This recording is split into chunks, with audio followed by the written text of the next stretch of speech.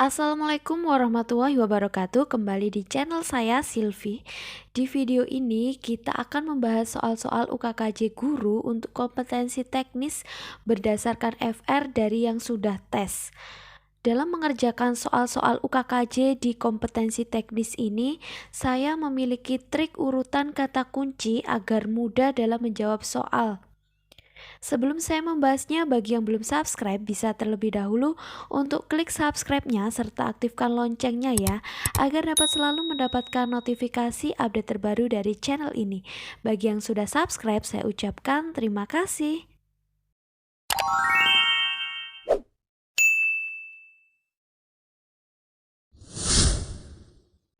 Jadi untuk menjawab soal-soal UKKJ itu kita harus paham betul mengenai konsep atau kunci utama dalam menjawab soal ya. Untuk menjawab soal ini ada konsepnya ya.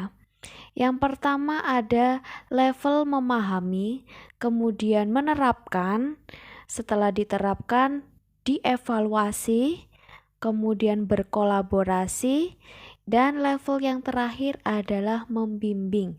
Dan ini ada kata lain dari memahami bisa menyadari, mempelajari, menjelaskan, begitu juga menerapkan. Menerapkan bisa juga melakukan, mengusulkan, memberikan konsekuensi, membuat, meminta, dan lain sebagainya. Ini bisa dilihat dulu mengenai kata kunci pada konsep ini untuk menjawab soal-soal UKKJ bagian teknis ini ya. Jika kita paham betul urutannya, maka kita dengan mudah untuk menjawab soal-soal tersebut tanpa membaca keseluruhan dari opsi jawaban. Oke, langsung saja kita ke contoh soal yang pertama. Kita baca dulu soalnya. Untuk mengembangkan bahan materi ajar, Anda menambahkan referensi digital. Akan tetapi, dalam penerapannya, koneksi internet di sekolah Anda sering mengalami gangguan. Hal ini juga dikeluhkan oleh guru lain. Saat ini, Anda dan rekan Anda akan melakukan pembelajaran menggunakan referensi digital kembali. Namun, Anda dan rekan Anda khawatir bagaimana Anda mengatasi masalah tersebut. Nah, melihat dari permasalahan ini berarti ini sudah berada pada tahap kolaborasi dan kerjasama dengan rekan lain ya, karena sudah dilakukan evaluasi juga terhadap pengembangan materi ajar yang berbasis digital tersebut. Jadi kita lihat nih opsi jawaban yang A, memberikan waktu tambahan untuk mengakses beberapa referensi di internet agar memberikan wawasan penggunaan TIK dalam pembelajaran. Memberikan waktu tambahan lagi ini masuk di level 2 penerapan ya. Jadi ini kita tandai dulu di level 2, kemudian kita lihat dulu untuk opsi jawaban yang B, menguji instruksi yang diberikan serta mendiskusikan kendala tersebut. Nah, pada soal ini sudah dilakukan diskusi ya, karena guru lain juga sudah mengalami gangguan tersebut, merasa mengalami gangguan tersebut. Jadi sudah dilakukan diskusi juga ya. Jadi untuk opsi jawaban yang B ini langsung saja kita eliminasi karena tidak masuk. Langsung kita lihat di opsi jawaban yang C, mencari solusi untuk menyelesaikan kendala tersebut bersama guru lain agar tidak terjadi kendala yang sama di kemudian hari. Nah, kita lihat di soal ini ada kata-kata saat ini Anda dan rekan Anda akan melakukan pembelajaran menggunakan referensi digital kembali. Ada kata kembali berarti sudah dicari solusi ya untuk menyelesaikan kendala tersebut, namun masih ragu dalam penerapannya. Jadi untuk opsi jawaban yang C ini langsung kita eliminasi. Kita lihat di opsi jawaban yang D, bekerja sama dengan guru lain untuk mengembangkan referensi digital yang telah diunggah dan siap digunakan. Oke, kalau kita lihat ini opsi jawaban yang D ini Sepertinya masuk ya, karena kita sudah melakukan kerjasama dengan guru lain, namun dalam hal penerapannya itu kita masih khawatir. Apa hasil yang metode yang baru ini apakah berhasil atau tidak? Nah, kita itu masih belum yakin. Oke, kita keep di jawaban yang D, kita lihat di opsi jawaban yang E. Mengubah instruksi pembelajaran dengan menggunakan referensi yang ada terlebih dahulu dan menganalisis referensi tersebut. Mengubah instruksi berarti mengubah semuanya, ini jelas salah, tidak masuk ya. Jadi opsi jawaban yang paling tepat adalah yang D, bekerja sama dengan guru lain untuk mengembangkan referensi digital yang telah diunggah dan siap digunakan. Karena di sini sudah ada kata-kata rekan Anda akan melakukan pembelajaran menggunakan referensi digital kembali. Ada kata kembali berarti sudah siap dengan pengembangan referensi digital yang siap digunakan. Jadi ya, opsi jawaban yang D adalah yang paling benar. Kemudian soal selanjutnya, kita baca dulu soalnya. Rekan Anda keliru dalam menuliskan nilai pada laporan hasil pembelajaran seluruh siswa di kelas. Padahal keesokan harinya Anda harus membagikan laporan hasil pembelajaran tersebut kepada orang tua atau wali siswa. Kesalahannya sendiri tidak fatal karena tidak mengubah prestasi akademik secara signifikan. Apa yang akan Anda lakukan? Oke, langsung saja kita lihat pada opsi jawaban yang A. Tetap memberikan laporan hasil pembelajaran tersebut sesuai dengan yang sudah ada, tetapi menginformasikan kepada orang tua atau wali murid bahwa ada kesalahan pada laporan tersebut. Opsi jawaban yang A ini jelas nanti akan menimbulkan keributan antara guru dan orang tua siswa. Jadi opsi jawaban yang A ini tidak masuk ya. Langsung saja kita eliminasi dan kita lihat di opsi jawaban yang B. Meminta rekan untuk mempertanggungjawabkan tindakannya dengan mengkomunikasikan masalah ini dengan kepala sekolah dan orang tua peserta didik. Nah, sudah ketahuan jelas-jelas rekan Anda memang salah. Namun harus dikomunikasikan lagi kepada kepala sekolah dan orang tua siswa. Sementara pada soal ini ada kata-kata keesokan harinya Anda harus membagikan laporan hasil pembelajaran tersebut kepada orang tua atau wali siswa. Nah, jika opsi jawaban yang B ini kita lakukan, maka akan menambah waktu saja, membuang-buang waktu saja ya. Jadi opsi jawaban yang B ini langsung kita eliminasi. Kita lihat di opsi jawaban yang C. Jika kita lihat pada opsi jawaban yang C ini, kita langsung tidak mempercayai rekan kita ya.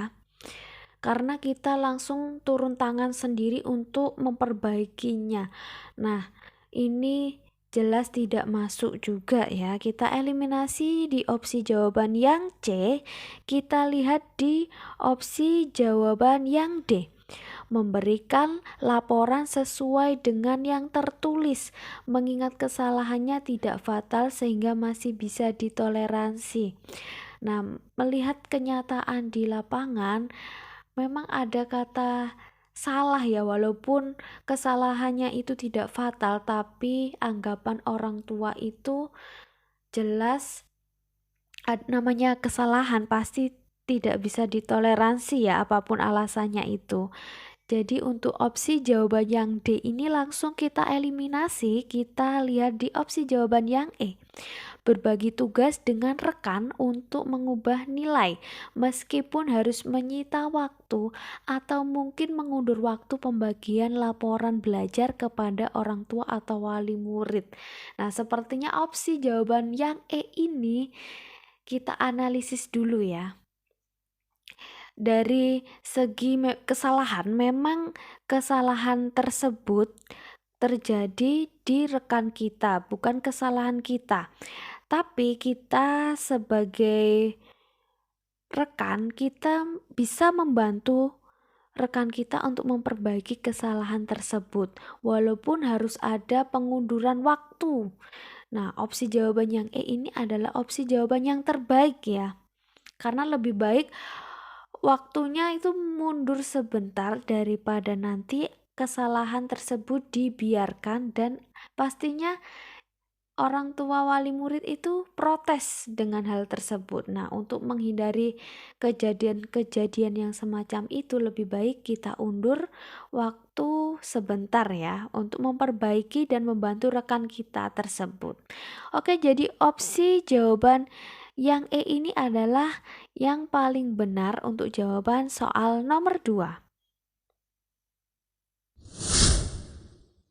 Lanjut ke soal nomor 3. Anda adalah seorang guru di sebuah sekolah yang bertanggung jawab untuk mengorganisir kegiatan kolaboratif di sekolah. Peserta didik dari kelas berbeda akan bekerja secara bersama-sama pada proyek yang melibatkan penggunaan fasilitas laboratorium di sekolah. Setiap kelompok mendapatkan pembimbing guru yang berbeda. Ada peserta didik dalam beberapa kelompok terlihat kesulitan dalam memahami konsep proyek yang dapat menghambat proses mereka. Bagaimana solusi Anda menghadapi situasi yang seperti ini? Oke, jadi kita dipercaya untuk memegang sebuah proyek. Namun, menghadapi situasi, siswa ada yang merasa kesulitan. Bagaimana kita menyikapi hal seperti ini? Kita langsung saja menganalisis jawaban di opsi jawaban A, memberikan petunjuk langkah demi langkah yang jelas mengenai bagaimana peserta didik dapat memahami mengenai proyek yang mereka kerjakan. Nah, di sini apabila kita mengulang lagi langkah-langkah agar peserta didik tersebut memahami proyek yang kita kerjakan, akan tidak efektif dan efisien ya, karena di sini tidak semua peserta didik mengalami kesulitan. Terlihat kesulitan itu beberapa peserta didik saja ya. Jadi opsi jawaban yang A ini kurang masuk, tapi kita keep dulu opsi jawaban yang A. Kita lihat di opsi jawaban yang B. Meminta bantuan laboran sekolah untuk membuat contoh proyek serupa dalam mengimplementasikan konsep untuk memberikan pandangan praktis kepada siswa. Oke, meminta orang lain, yaitu yang ahlinya, yaitu laboran sekolah, untuk membuatkan proyek serupa dalam mengimplementasikan konsep tersebut. Kita keep juga di opsi jawaban yang B. Kita lihat di opsi jawaban yang C. Menyelenggarakan rapat di tengah-tengah pengerjaan proyek bersama dengan guru pembimbing untuk mengidentifikasi masalah setiap kelompok dalam memperbaiki proyek yang dikerjakan oleh siswa. Mengadakan rapat di tengah pengerjaan proyek untuk ditemukan solusi yang efektif dan efisien ini juga bagus ya. Jadi kita keep jawaban opsi C ini, kita lihat di opsi jawaban yang D. Memfasilitasi diskusi kelompok kecil di antara siswa untuk memastikan bahwa setiap anggota kelompok memahami konsep proyek dan dapat saling mendukung. Memfasilitasi diskusi kelompok kecil ini justru akan menambah waktu dan tidak efektif dan efisien ya. Jadi langsung saja kita eliminasi untuk opsi jawaban yang D ini. Kita lihat di opsi jawaban yang E.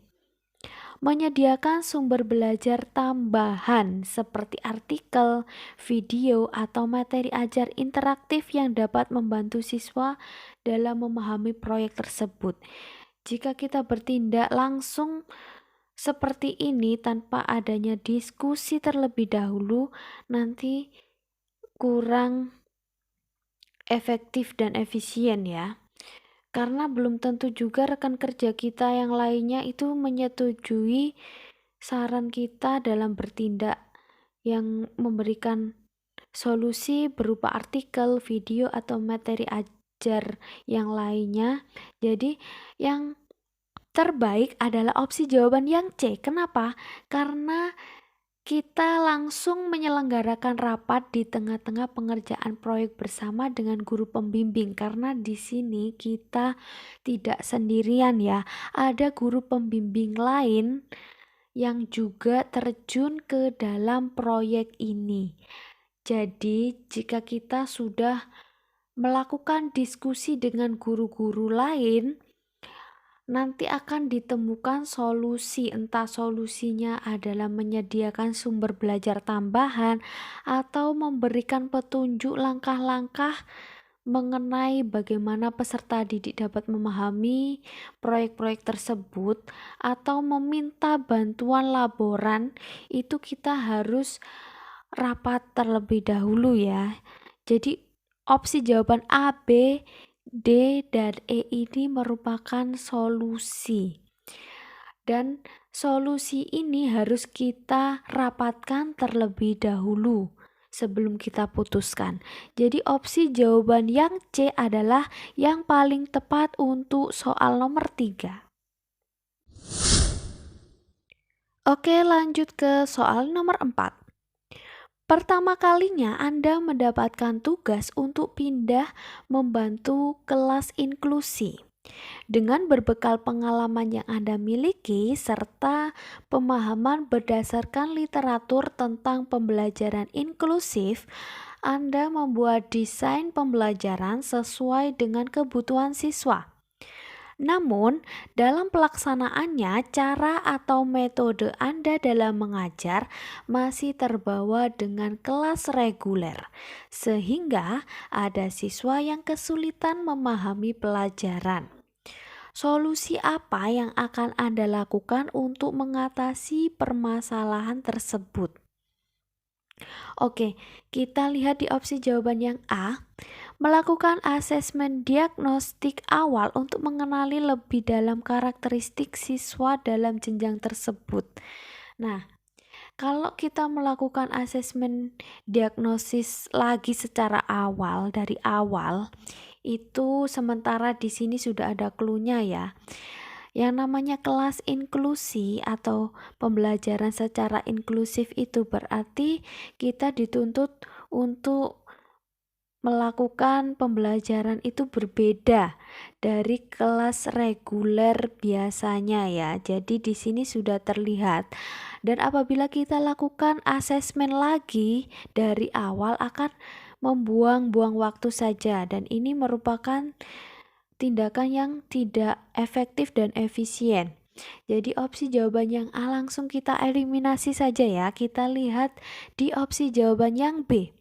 Meminta feedback atau umpan balik kepada rekan sejawat yang berpengalaman dalam menyesuaikan metode pembelajaran yang sesuai dengan kebutuhan siswa.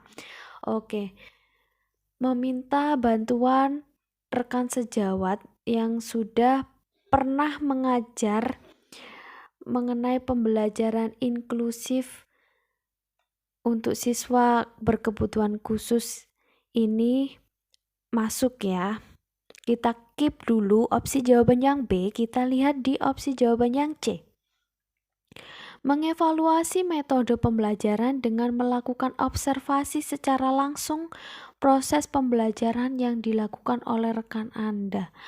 Oke, jadi kita ini melihat dulu rekan kita itu ngajarnya seperti apa dan bagaimana, kemudian kita belajar dari rekan secara langsung. Oke, kita keep juga opsi jawaban yang C ini karena ini juga masuk ya. Kita lihat di opsi jawaban yang D. Meninjau kembali kesesuaian metode pembelajaran yang digunakan dengan kondisi kelas yang inklusif sesuai dengan kebutuhan siswa. Meninjau kembali sama dengan melakukan diagnostik awal lagi sama dengan kayak opsi jawaban yang A, jadi opsi jawaban yang D ini langsung kita eliminasi ya. Kita lihat di opsi jawaban yang E. Meminta rekan sejawat untuk membantu penyesuaian metode belajar dan mengenali karakter siswa. Meminta rekan sejawat ini belum tentu rekan sejawat kita itu longgar atau ada waktu ya. Jadi kalau mengenali karakter siswa satu persatu akan membuat tidak efektif dan efisien. Jadi di sini ada opsi jawaban B dan C, mana yang terbaik? Meminta feedback atau umpan balik kepada rekan sejawat yang berpengalaman dalam menyesuaikan metode pembelajaran sesuai dengan kebutuhan siswa. Mengevaluasi metode pembelajaran dengan melakukan observasi.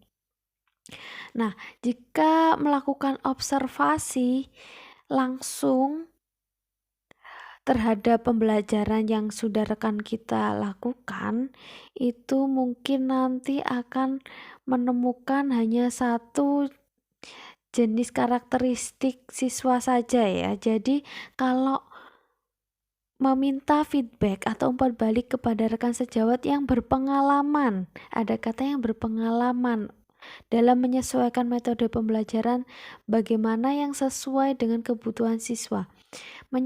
Menyesuaikan kebutuhan siswa ini berarti tidak hanya satu karakteristik siswa saja. Di sini sudah mencakup beberapa karakteristik siswa. Jadi opsi jawaban yang paling benar adalah opsi jawaban yang B. Oke, kita lanjut ke contoh soal yang kelima. Kita baca dulu soalnya. Berdasarkan telaah materi pembelajaran yang akan Anda rancang, terdapat beberapa materi yang bisa Anda gunakan dalam proyek. Namun, berdasarkan pengalaman Anda sebelumnya, tidak semua siswa senang dengan pengerjaan proyek karena akan membutuhkan biaya tambahan. Tidak hanya mata pelajaran Anda saja, tetapi mata pelajaran yang lain juga ada penugasan proyek. Nah, solusi apa yang akan Anda lakukan? Oke, langsung saja kita analisis opsi jawaban A sampai E ini. Kita lihat di opsi jawaban yang A. Mencari tahu jumlah proyek yang dilakukan di mata pelajaran lain untuk mengurangi jumlah penugasan proyek di mata pelajaran saya. Ini terlihat jelas salah ya, karena ada kata mengurangi jumlah penugasan proyek. Jadi kita tidak bisa melakukan penugasan proyek karena mengurangi jumlah penugasan proyek yang lain. Jadi ini kita dituntut untuk memilih jawaban di mana proyek kita jalan, proyek guru-guru lain juga jalan. Nah, bagaimana nih solusinya? Kita lihat di opsi jawaban yang B. Meminta saran dari guru yang berpengalaman dan telah mengikuti pelatihan penerapan pembelajaran proyek. Hanya meminta saran tanpa melakukan tindakan. Ini kita langsung eliminasi opsi jawaban yang B. Kita lihat di opsi jawaban yang C. Berkomunikasi dengan siswa untuk memberikan pengertian bahwa proyek dapat dilakukan dengan bahan yang sederhana. Oke. Ini jika kita mengkomunikasikan dengan siswanya saja tanpa dengan guru yang menugaskan, maka kurang masuk ya. Jadi opsi jawaban yang C langsung kita eliminasi. Kita lihat di opsi jawaban yang D. Bekerja sama dengan guru mata pelajaran lain mengenai materi yang saling berkaitan untuk pembuatan proyek bersama. Nah, bagus sekali nih untuk opsi jawaban yang B karena adanya kerjasama dengan guru lain yang saling berkaitan untuk pembuatan proyek secara bersama-sama akan membuat efektif dan efisien. Jadi satu proyek bisa untuk penilaian 2 mata pelajaran atau bahkan lebih. Ini kita keep ya. Untuk opsi jawaban yang D, kita lihat di opsi jawaban yang E. Tetap melaksanakan pembelajaran proyek sesuai telaah yang dilakukan karena menjadi bagian implementasi kurikulum merdeka. Nah, ini tanpa ada pertimbangan dari keberatannya siswa. Jadi opsi jawaban yang E kita langsung eliminasi ya.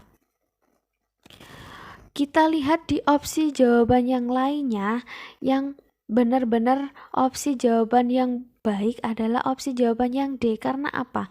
Bekerja sama dengan guru mata pelajaran lain itu merupakan sebuah bentuk kolaborasi ya mengenai materi yang berkaitan untuk pembuatan proyek bersama. Contohnya nih, misalnya dalam membuat proyek video pertunjukan, kita bisa berkolaborasi dengan guru bahasa Indonesia ataupun dengan guru TIK.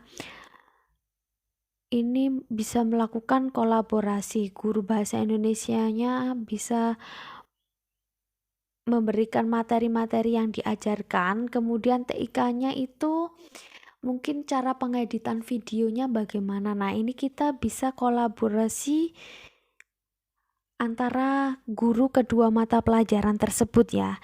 Dan ini akan meringankan beban siswa yang juga tadinya keberatan ya, karena membutuhkan biaya tambahan untuk di setiap tugasnya itu. Jadi opsi yang paling sesuai untuk soal nomor 5 ini adalah yang D.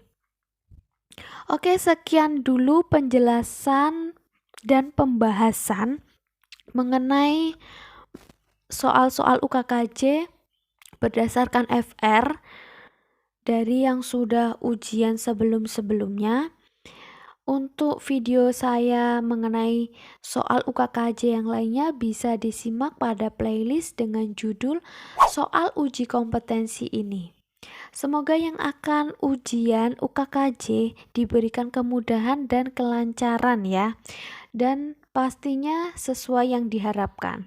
Oke, sekian dulu video hari ini. Semoga bermanfaat. Sampai bertemu di next video dan terima kasih.